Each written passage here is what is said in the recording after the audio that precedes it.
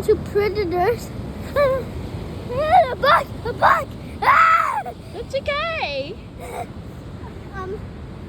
The remora sticks to predators like sharks, turtles, and whales to get more nutrients from them.